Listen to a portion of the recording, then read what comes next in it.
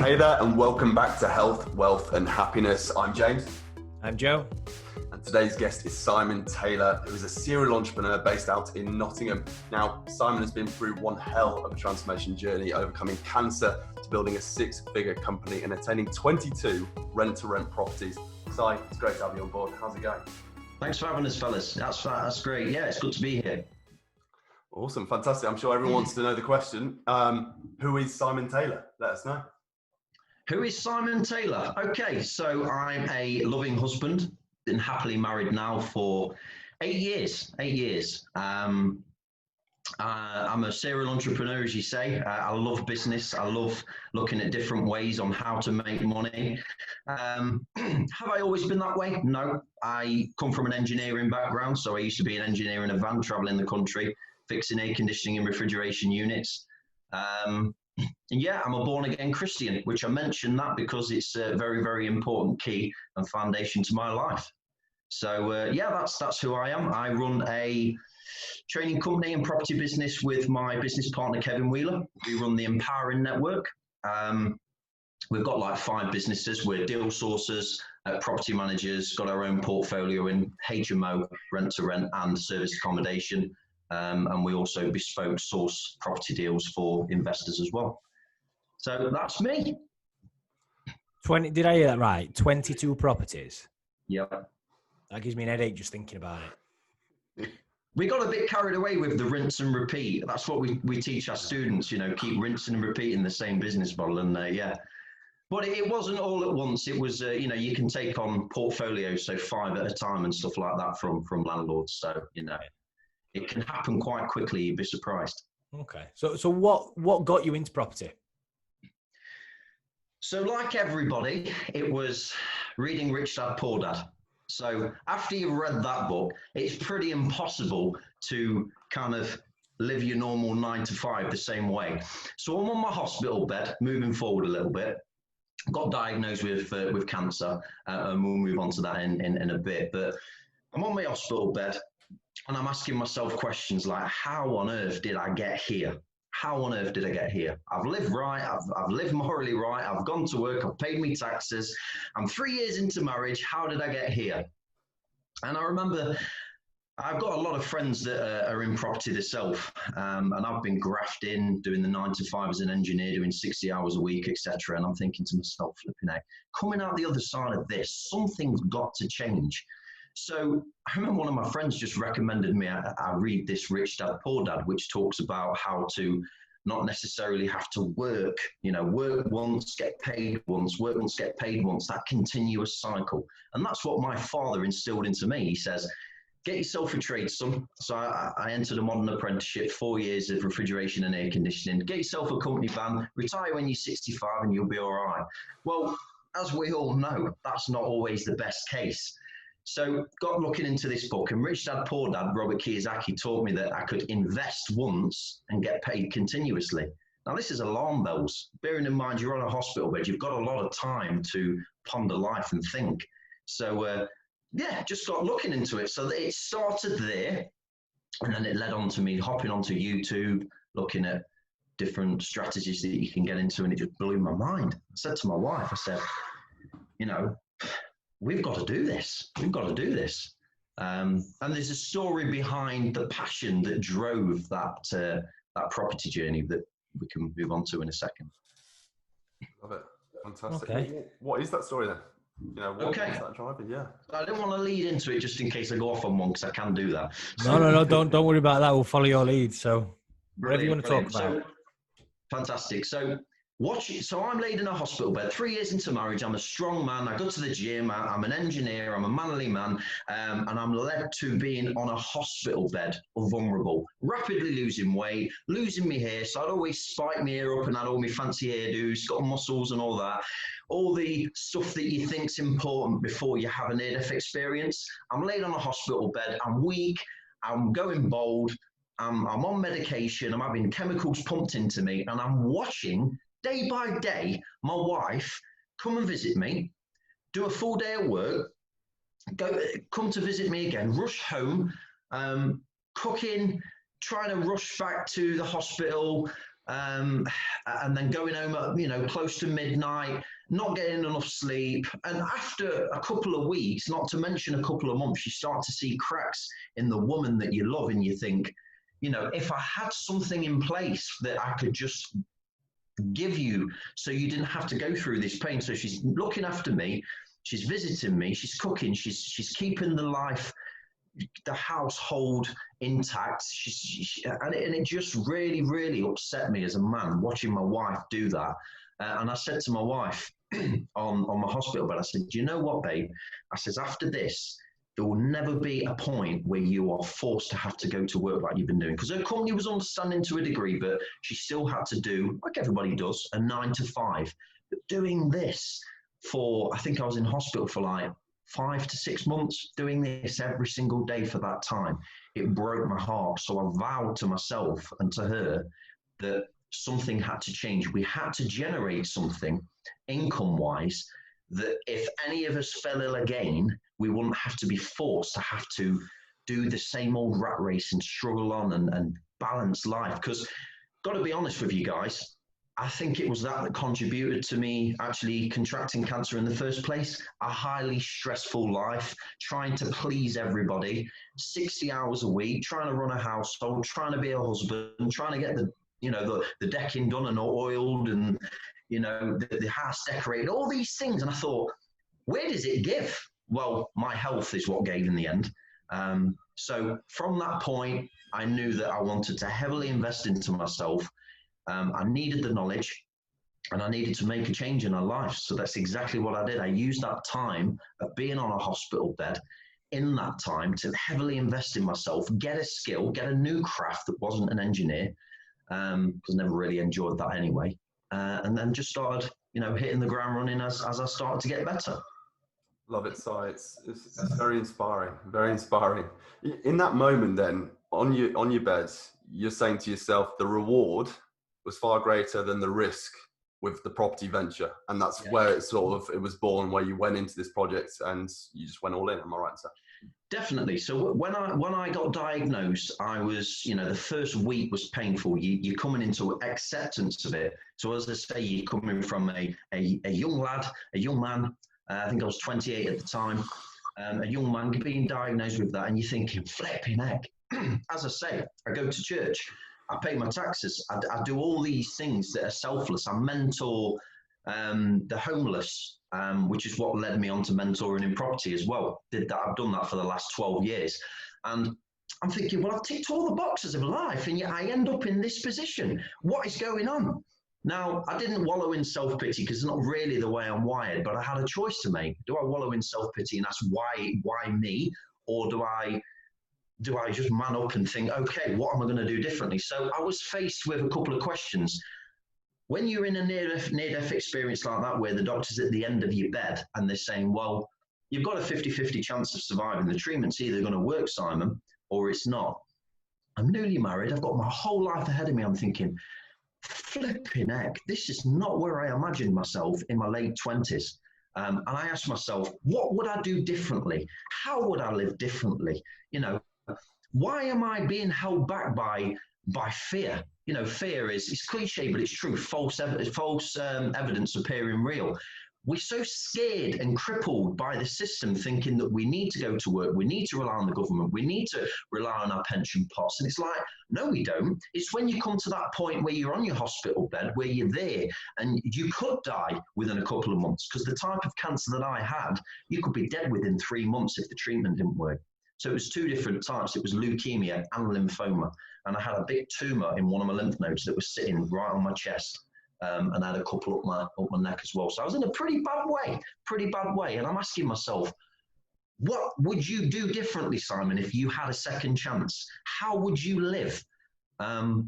Which is why I'm always on Facebook and Instagram and social media now, trying to inspire people that if I can come back from this time of adversity, being staring death in the face, to generating a property business and making quite a good income, where me and my wife don't have to work anymore, living off the income that we get from the properties, then you can too.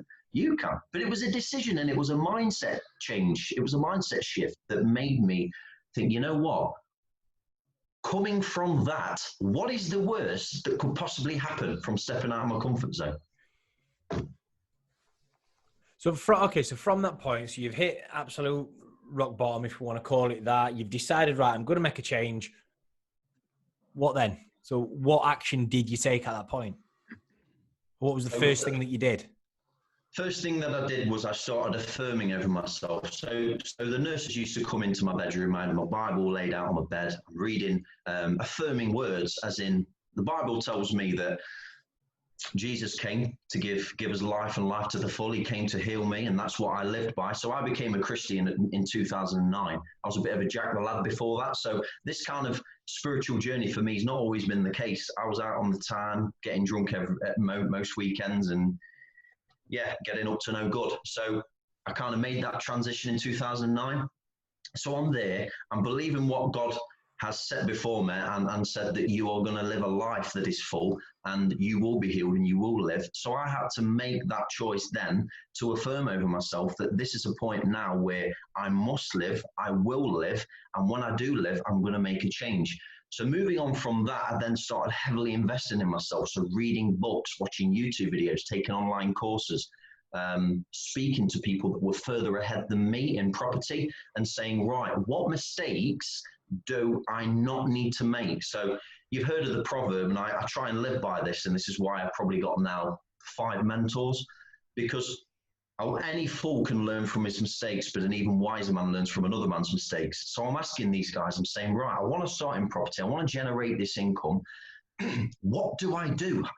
Where do I start? How do I not make the costly mistakes that you've made over the last 10 years? How can I consolidate that into a year and really make a change in my life? So for me, I started by heavily investing in my mindset, affirming over myself that I would live a good life after this and I would walk through this terrible time out the other side into the light. And then just started really, you can have all the positive thinking in the world, but if you don't educate yourself in whatever field, it might be Forex, you might be a tree surgeon, a gardener, landscaper, a health expert like you guys. It could be anything, but for me, it was property. I needed to learn the craft. So I got that knowledge. Fast forward, I finished my treatment. I actually had treatment for 3 years, but it was 9 months intensive chemotherapy, which was getting blasted every day with an IV in your arm, straight into your veins. And then after that, I went on what's called maintenance, which was just tablets every day. But it allowed me to get back to normal life and start getting out there. As soon as I could, I hit the ground running when I went onto the maintenance treatment and started implementing what I've learned. Boy, did I make some mistakes. It's not a plain sailing journey. With success becomes many, many, many failures. I felt a right wally several times. So it started with the investing in myself, and then it started in the hard bit, which is implementing it and taking action. And you make some blobs, you make some mistakes. But yeah, that's how I started. First mentors, you say that you understand about investing in yourself to become and shorten that learning curve for you to get where you want to get. Who was that first mentor that you looked up to that you thought was going to get you where you needed to be? Okay, so in my mindset, it was first and foremost the Bible, but then there's Tony Robbins. Tony Robbins for me in that hospital bed just instilled so many things inside me. And they say, you don't always have to pay for a mentor. A mentor can be someone that you admire and aspire to be like in your thinking. So YouTube for me was the savior. So Tony Robbins. And then practically from a property point of view, there was a guy in my church that had been, he had a couple of million pound portfolio. And I was just like, I need to sit at this guy's feet and ask him, how did he do it? Where did he start? But most importantly, what mistakes did he make? Because we all love bad news. We all love that the country thrives on it. We want to know the ugly side of it. How do I avoid all the ugly side of it? So I just used to take him for coffees. I used to pay for meals to go out with him and just listen to him. And he gave me some constructive kind of steps to take to get me rocking and rolling in the property journey. And that's where it started for me. Fantastic. Okay. So in your industry, there's a lot of jargon, so deal sourcing, rent to rent, HMOs. What does it all mean? And how does someone that's new to the property game, where do they start? Okay, so deal sourcing is purely, you have to know your stuff, because investors will pay you, say, £3,000 to go out there as a deal sourcer, source the deal, do all the due diligence, go through everything with a fine-tooth comb, do all the research, to then package it up nicely with all that information, and then sell it to them for a fee. Some people think that they can become deal sourcers by sitting on Rightmove, typing in, booking a viewing, saying, yeah, that property looks okay, and just selling it. No, people are paying you for a reason. So there's a lot of people that would pay a deal sourcer, people that haven't got the time, haven't got the knowledge, haven't got the experience, and just want someone that they can trust to go out there, do all the research for them that basically reassures them that this is a good deal. So that's deal sourcing. So you find a deal, do all the research on it, put it out on your investors list via an email. Some people get back to you and you sell it for a fee. That's a property deal. So that's what we do. We've got teams up and down the country, nationally, around the UK, that go out for us, as well as ourselves, and find deals, and then we sell them to investors. We work with investors on a bespoke level, so we find out what they're after and literally go out for that particular investor. And we also just kind of find deals all over the place and then send them out on our list. So that's deal sourcing. Rent to rent is where we rent a property from a landlord. So for instance, HMO means houses of multiple occupancy.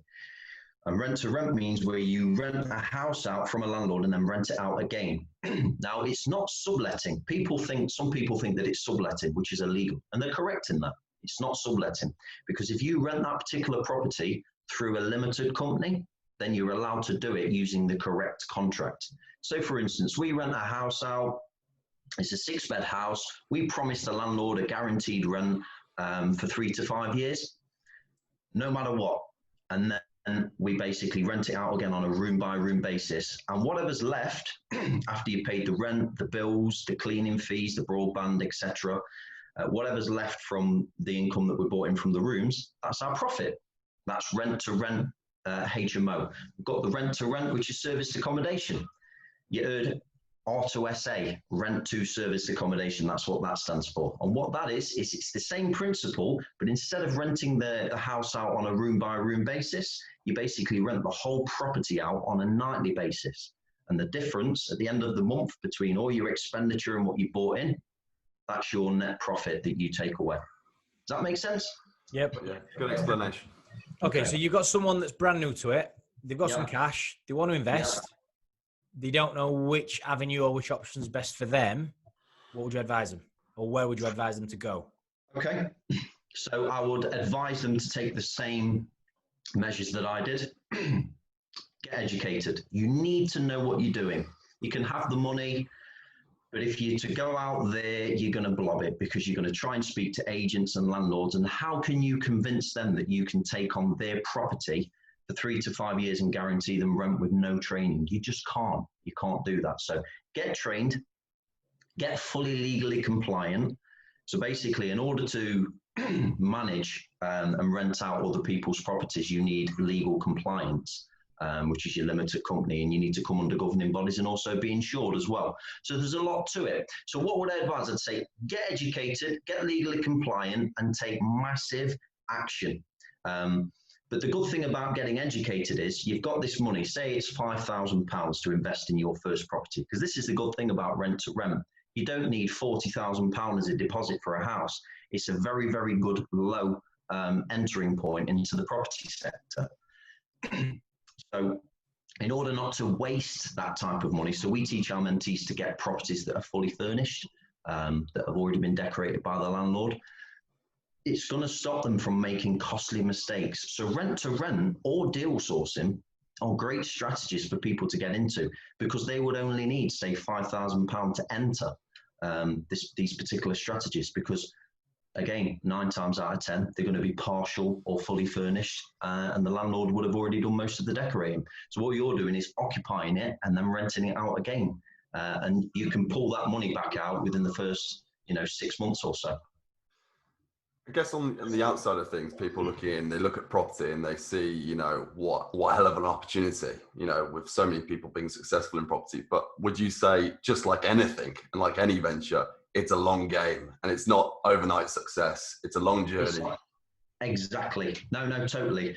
It's not overnight success. There's a lot of people that preach that no money down and it's overnight success. Now, what no money down means is you've got to put the money in to then invest it, to get your investment back from the income. You pull your investment out, and once you've pulled your investment out, say after 6 months or so, then it becomes a no money down deal. So people are sucked in sometimes thinking it's no money down.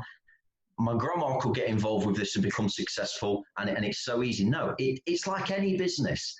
You know, a lot of nights I'm up on my laptop or at business meetings till 9 at night. You know, it's a busy old time. But when it's your baby, when it's your own venture, when it's something that you're passionate about, you know, they say if you enjoy what you do, you never work another day in your life. So it's a kind of different kind of feel for working the 9 to 5. So it's definitely not an overnight success. It does take a lot of hard work behind the scenes. But like you said, the rewards that come from that are fantastic, and they far outweigh working for somebody else. Got you.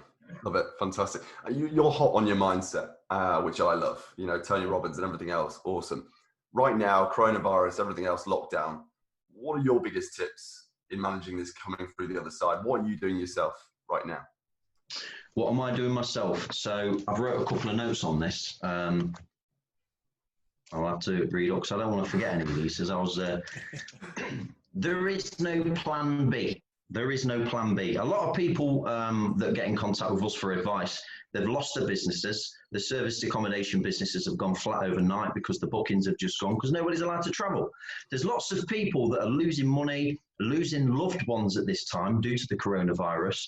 And yeah, just not in a good way. There's no plan B. You've got to stick to what the plan A was before this crisis hit. I had a choice. Do I wallow in self-pity? I'm not saying that people do, but this is me personally. Did I wallow in self-pity? I was tempted, and I probably did for a couple of minutes, but I thought, no. The bigger picture here, it's all about looking at things from a bird's eye point of view. It's all about perspective. How are we looking at this? Is this a mountain, or is this something that we can get over? So from a point of people that have lost businesses, lost, family members, a lot of marriages that are under strain at the moment. And I'm aware of this, friends that I speak to.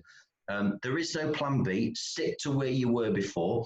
Mindset is about setting your thoughts on self-belief. Because when crisis happens, you lose your identity, you lose your self-belief, you start to question who you are as a person, you start to question the vision that you had for your business, the vision that you had for yourself. You start to think, flipping it, this is harder than I anticipated. This is not where I thought I would be in 2020. Flipping heck, me and Kevin were on a voyage to achieving 7 figures in our business. Now, flipping heck, Corona has really hit us hard because we can't do anything. Well, we're kind of restricted to what we can do. Have we lost where we're going? Oh, we moved on to plan B? No, we're still on track. Our minds are still set on, where we want to be. The self-belief's still there. Self-belief leads to courage. The courage then leads to action because you've got the confidence there. And then that action leads to results. And then the results leads to, a good character. Good character at the end of this is the reward. What a story to tell your grandkids, that all the things that you overcome, your failed businesses, your loss of jobs, your marriage that you really had to press in and work on, loved ones that are ill, that you can't visit because of the coronavirus. There's so many tough times, but if you keep the self-belief there, you stay on plan A, you stay focused, you're not swayed. I'm a big believer that there's 2 types of people. You either build your house, your foundations, your business on sand, that when the storms come, it just basically blows you all over the place. But you build your foundations on rock.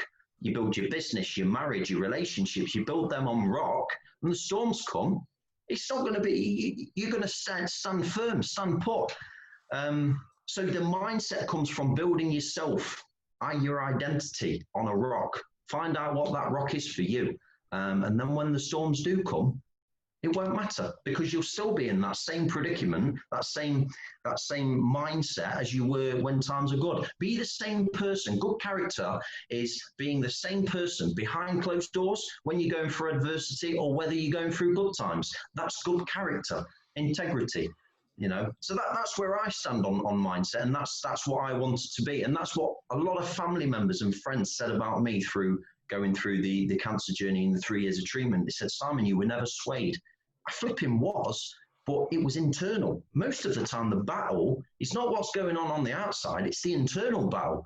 And I was fighting some battles, believe you me, during that time. But I stood strong on my self beliefs and who I was and what the plan was. And that was the fact that I was going to live and I was going to have a bright future, and I was going to, have a nice future with my family as well. So that's what drove me through that bad time. Make sense? Perfect. Or did I just go off on one there? No, not at all. Fantastic. Not at all. Okay, so I feel quite bad asking this now. So, where do you see this leading with the current pandemic and what's going off at the minute with the property market, which is ultimately your baby? Yeah. No, it's, you see, I believe, well, my business partner and I, Kevin Wheeler and myself, we believe that we're heading into a recession. And what a recession means is when the economy just goes to crap, stock prices fall, property prices dip. Now for, say, normal people that have got the house that are possibly coming up to remortgaging, if the property goes down in value and they come to remortgage, that could leave them in a bit of a mess if they've not got much equity in that property. From a property investor's point of view, it's the best time to buy because the property prices are low. If you buy in the dip, then that means if you buy here and you ride it out, you're going to earn money while you sleep because the house prices are going through the roof. There's also going to be a lot of landlords at the moment, from a rent-to-rent point of view, that are desperate to rent out the houses. So, for instance, the student market, most of the students have been sent back home, and the student landlords with these HMOs, homes of multiple occupancy, they've currently got empty houses. So we believe that coming out of this crisis, that it's going to be the best time to invest in rent to rent as well, because you're going to have a lot of landlords that we can add value to and assure them of rental income because of our business model. So in terms of property, I think it's going to be outstanding for property. Now, obviously, at the moment, you've got your downsides because we've had a few tenants that have told us that they can't pay due to lack of jobs, etc.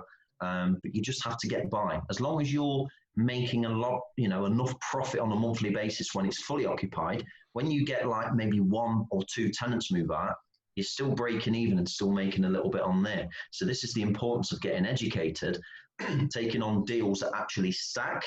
Because if you take on deals that actually stack, when you do lose a couple of tenants or one can't afford to pay, or maybe 2, you're still breaking even, managing to cover all the bills.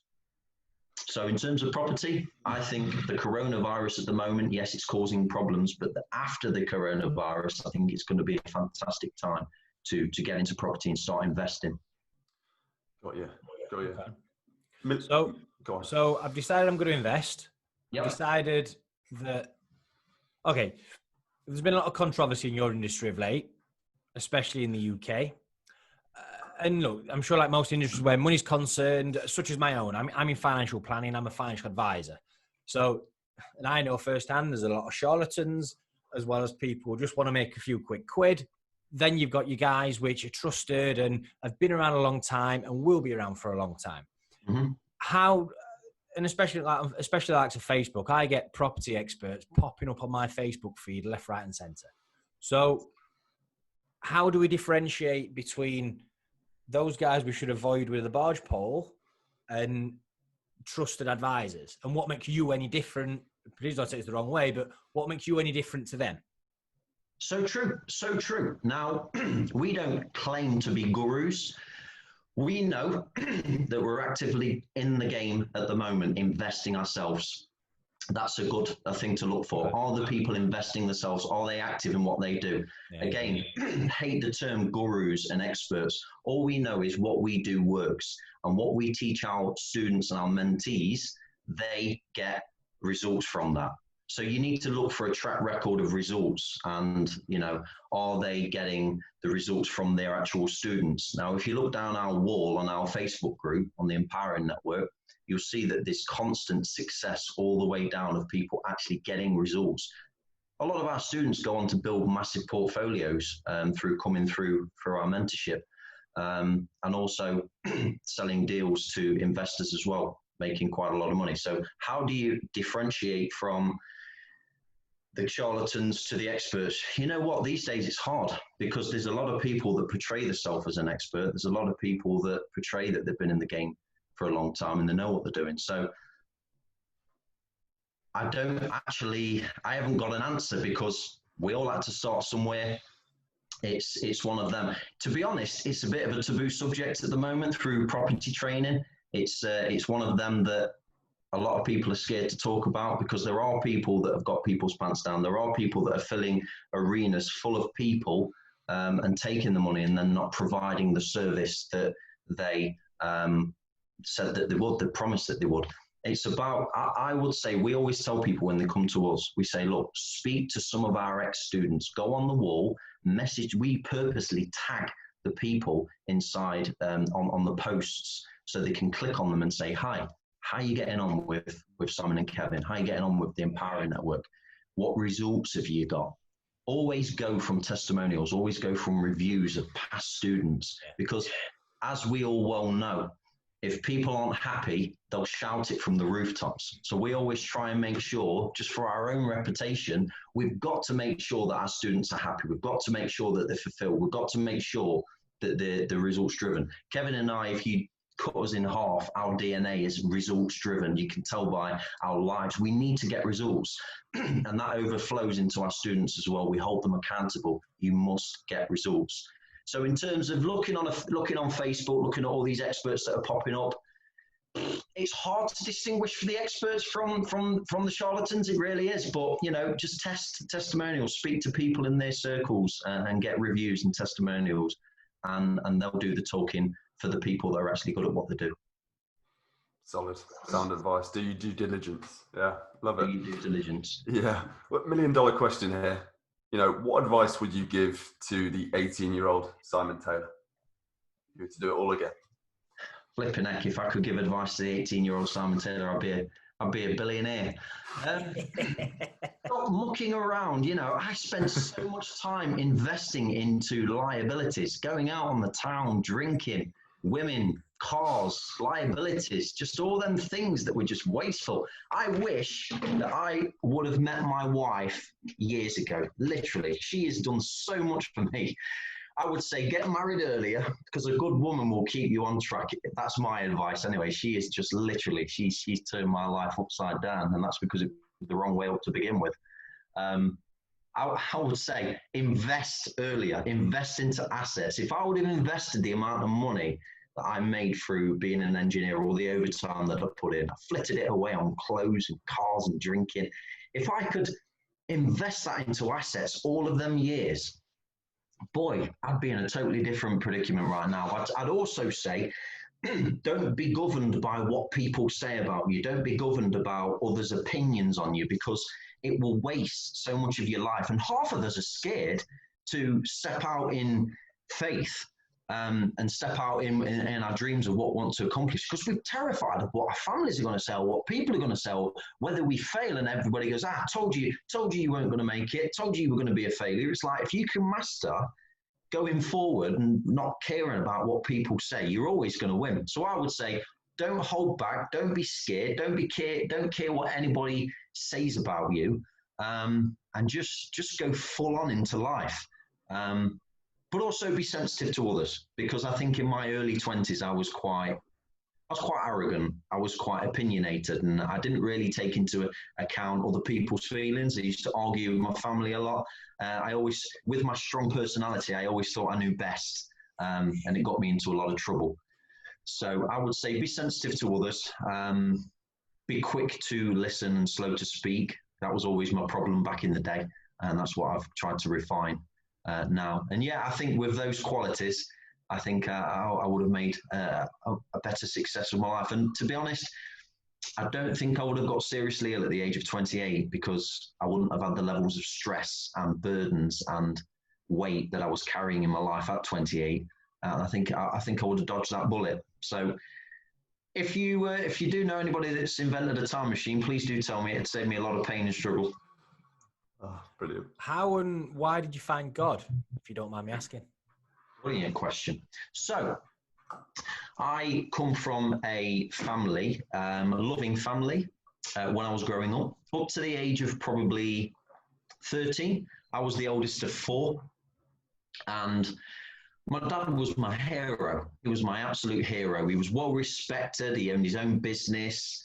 But depression got him. Depression got him when I was about 13. And it drove him to drink. Long story short, it caused a lot of problems for my family. It broke the family apart. My dad became an alcoholic. Still don't speak to him now, not through anything from my side. He's just disappeared. So my whole of my teens were managing the emotions of my mum, managing the emotions of the other three kids that were below me. And I think that's what drove me to want to kind of live a bit of a reckless life in my late teens, early 20s, going out, drinking, doing all these kind of stuff, because I just wanted to escape the pressure that I carried as a teenager. And I remember just the family was in bits. I think I was 23, I think I was, when I gave my life to God. My family were in bits. We were all arguing. We didn't talk. I felt very, very lonely. I had lots of associates. I didn't have many close friends. I had lots of associates.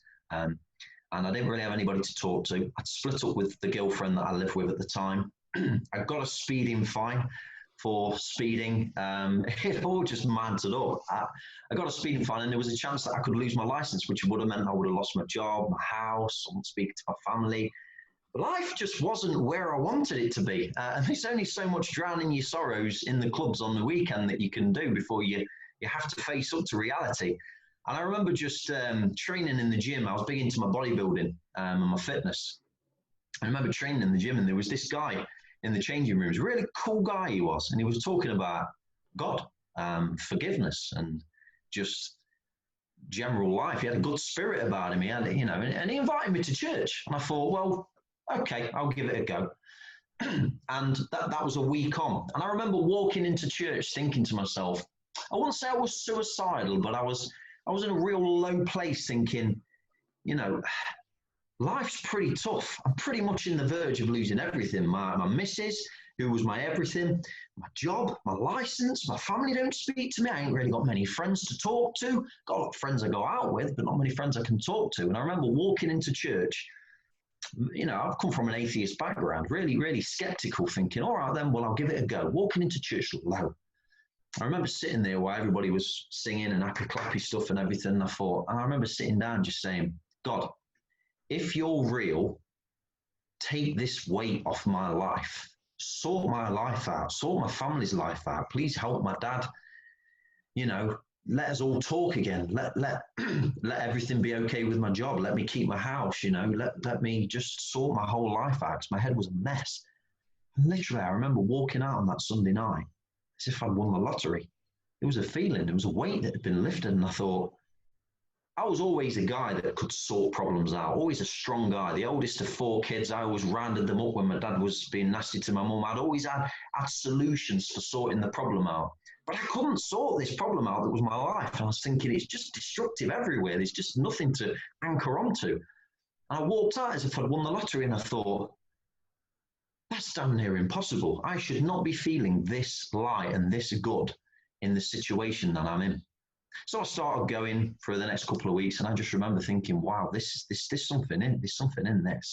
There's something in this. So I gave my life to God, and the church then became a family. I started reaching out, and people listened to me. They were interested in my life and helping me through the tough times. And then over the months, my family reconciled. Everybody started to get on again. I got away with a speeding ticket. God knows how that happened, or literally. I kept my job. My house was okay. And and then fast forward in when I got cancer, flipping I don't think I would have ever got through that as well as I did with the positive mindset if it wasn't for anchoring my beliefs and my self-beliefs and everything on God. It was a sure thing. Did that not make you question your faith, though? No, because again, it's perspective. People get cancer, people die, there's wars that are happening, but we live in a very, very broken world. Was that God's intention for this world to be, as evil as it can be? No. Is it God's intention for disease? No. But we live in a very, very broken world, and God gives man free will to do whatever he wants. And there's a lot of people that choose to do, not very nice things that are evil. But at the same time, what are we filling our bodies with? Do we exercise enough? There's lots of questions that contribute. Did God force me to live a stressful life? No. My diet was rubbish. I wasn't exercising as much as I wanted to when I contracted cancer. And, my stress levels were through the roof. And it was just a period running up to that I knew that I was to blame. And a lot of people struggle with me saying that because they think, well, no, everybody, anybody can get cancer. But there's contributing factors to why people can get ill. Not everybody, but for me personally, I knew that there were contributing factors and I didn't question it. The only thing that I believed was, right, God, you will get me through this and I will live. That was the only thing on my mind. I didn't ask why. I didn't wallow in self-pity. I just thought, well, I've got one choice to make, not two choices, one, and that's plan B. I'm going to live a good life. I'm going to survive this. I'm going to defy the odds that the doctors had set against me. And through the 3 years of treatment, it was, this is where the God element comes into it as well. The doctors used to say every time I'd have a week of so they'd give me a batch of really strong chemotherapy, and then I'd have a 3-week break for my body to recover and your immune system to rise again. And every time I had that batch of chemotherapy for that week, a lot of people, 90% of people, my friends that I'd met going through it, you had to go into hospital as an inpatient and they'd reserve a bed for you because your immune system would be flat. But every single time that I went through that harsh week of chemotherapy, they'd reserve a bed and I wouldn't need it because my immune system would stay above, so I'd be able to stay at home. There's lots of little things like that were completely different to a lot of people that, I owe to God. And I got to spend a lot more time with my wife during that time without having to spend it in a hospital bed. So I've got countless stories and stuff like that anyway. Okay. Very inspiring story. So honestly, it's been one of my favourites. This has. I really enjoyed it. I bet you say that to everybody. Yeah, I do actually. Yeah. He Anyway, didn't say he's got it on record. He just presses the button. Yeah. Nice. Tell us, where can the listeners find you? What are your handles? Where can the guys go and find you? Okay, so predominantly Kevin and myself, we're on Facebook. That's where we've built our training business. And if nobody knows who you are, then your business is going to be flat. So Facebook and Instagram. So Facebook, Simon Taylor or Kevin Wheeler, and Instagram, Simon Taylor Property or Kevin Wheeler Property. And we're both business partners of the Empowering Network. And also you can join our Facebook group as well. It's a property Facebook group. It's rent to rent and deal sourcing with Kevin Wheeler and Simon Taylor. So feel free to join, guys, where we just deliver lots of content on a regular basis. Fantastic. Thank you for your time, Simon. It's been an absolute pleasure. No problem. We'll see you soon. Yes, great stuff. Cheers, guys. Thank you. Yeah. Thanks. Bye.